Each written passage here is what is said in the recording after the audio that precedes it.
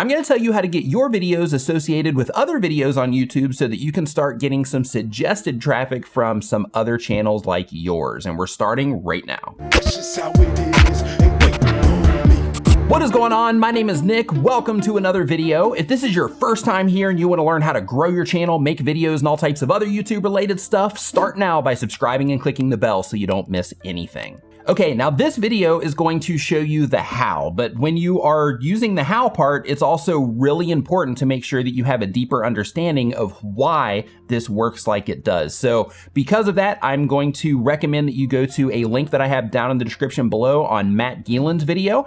He actually has the second part of this particular video that you're watching right now so that you can develop that deep understanding of why this works. And look, he is really smart when it comes to YouTube. He's worked with a lot of major brands and he is somebody that you definitely want to be listening to right now in terms of YouTube. So make sure that you subscribe to his channel while you're over there. So when you break down the different ways to connect to another audience, there's a handful of different ways. And we're gonna go through all of them, but remember, this sort of thing is the most effective when your content has already proven that you can keep people clicking, watching, and engaging. So with that out of the way, the very first place that you can use to tap into YouTube's collaborative filtering to associate your content with others is your description links. Now wait, I know what you're thinking. Hey Nick, nobody looks in the description. But actually they do when you give viewers a reason to look into your description. For example, let's say that you make a list video or you mention another channel that you're wanting to make that association with. When you tell your viewers about the list of channels that you're talking about or a specific channel that you're talking about, simply tell them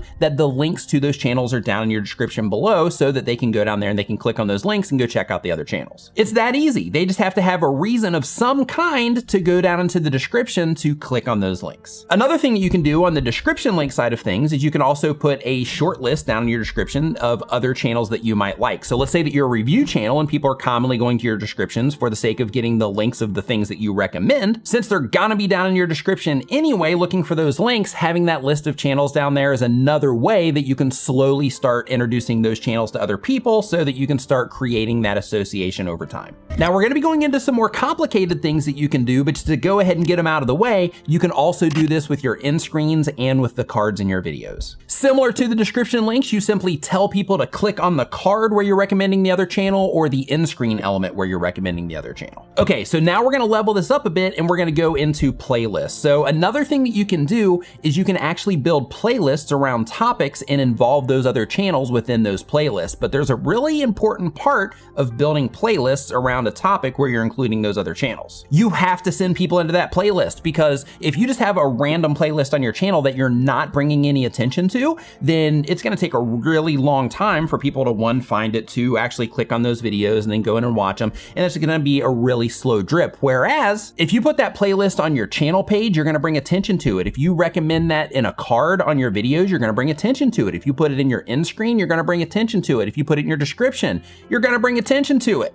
And the more attention that you can bring to it, the faster that you're gonna be making those connections, because the more people that watch your channel, that watch these other channels, the more likely they are to show your channel to the people that haven't watched your channel from these other channels. Now, let me give you an example. Let's say that you make travel vlogs. What you can do in that situation if you have other travel vlogs that you're wanting to associate with is this. Put together a playlist that includes the content of the vlogs that you're trying to connect to in a categorical way. For example, if you traveled to Bali and a bunch of the other channels that you're trying to associate with also traveled to Bali, then you could put together a playlist of just Bali videos. When you're doing this, also make sure that you optimize that playlist in terms of the title and description around Bali, because that's what you're trying to bring attention to that specific playlist for. And the reason that is important is because playlists do sometimes show up in search. They do sometimes end up getting suggested next to other content around that specific topic. So because of that, you want to make sure that you are giving yourself that little bit of an advantage in the event that that happens to the specific playlist that you're building, which can bring a lot more attention to that playlist, which will speed up that connection. Building playlists in this way is also a great thing that you can do for your viewers, and it just makes it easy for you to recommend that content, because if you're making travel videos and you you say,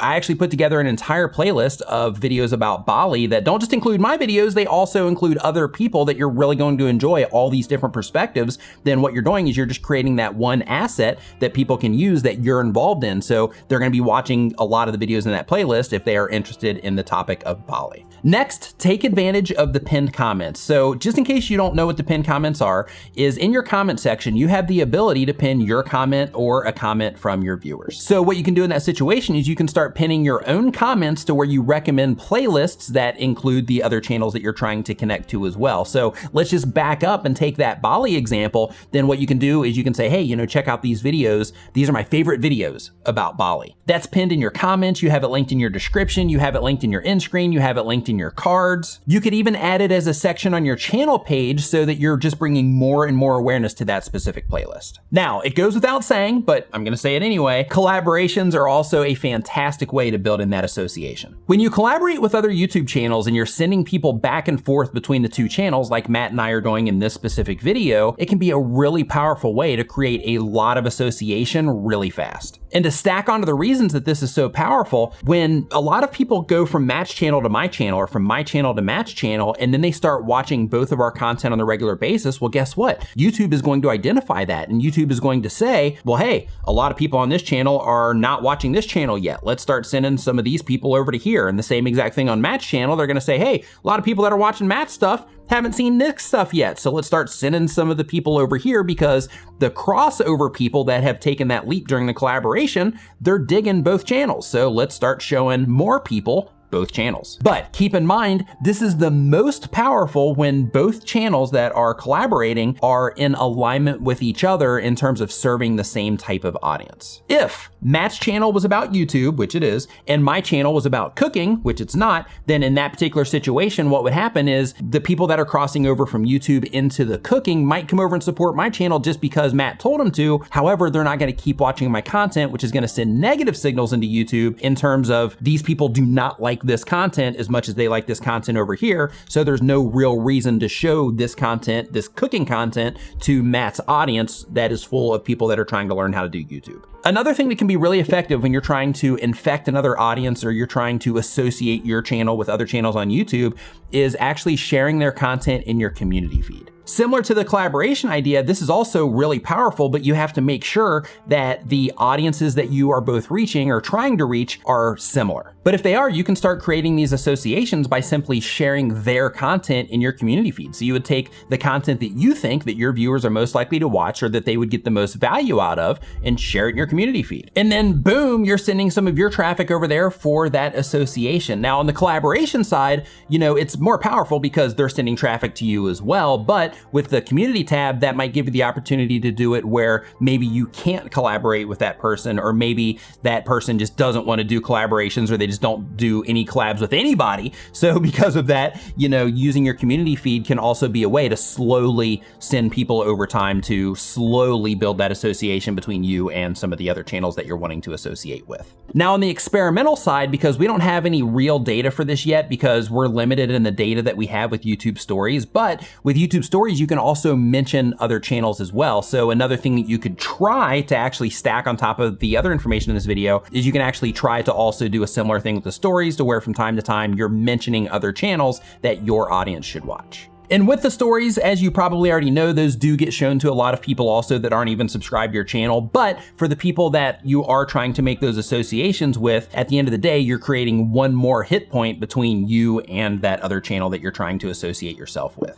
Now, like I mentioned before, it's really important to make sure that you have a deeper understanding of how this works. So I want you to watch this video right here over on Matt's channel so that you can make sure that you really understand how this whole thing goes together. So click on that right now and make sure you subscribe to Matt while you're there.